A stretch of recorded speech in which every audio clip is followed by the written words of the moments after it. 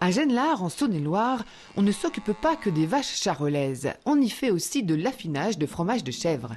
C'est depuis 16 ans l'activité de la racotière qui collecte des fromages frais auprès des producteurs pour les transformer en fromages secs affinés ou demi-affinés.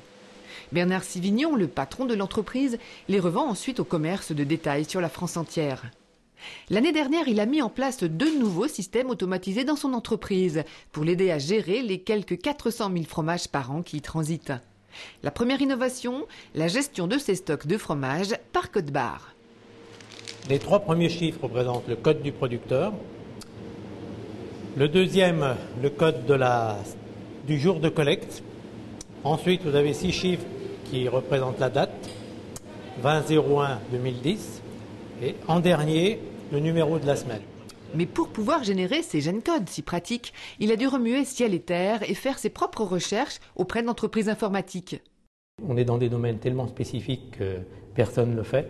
Donc j'ai cherché par mes propres moyens dans la région et j'ai trouvé une entreprise informatique qui m'a aidé à créer ce petit logiciel. Cette année, Bernard Sivignon étendra ce système de code à la partie affinage. Ils remplaceront les petites étiquettes en plastique alimentaire que l'entreprise utilise jusqu'à présent.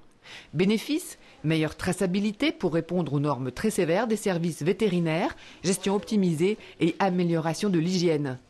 La deuxième innovation intervenue à la racotière l'an passé, c'est la gestion automatisée des températures des salles d'affinage.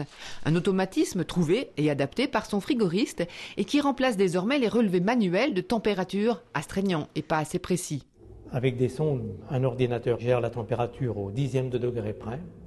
Et avec des paramètres de température enregistrés tous les quarts d'heure ou toutes les demi-heures suivant comme on le désire. Chaque semaine, je tire des courbes par salle avec des couleurs différentes et je garde dans le temps, toute l'année, justement, les températures de chaque salle chaque semaine.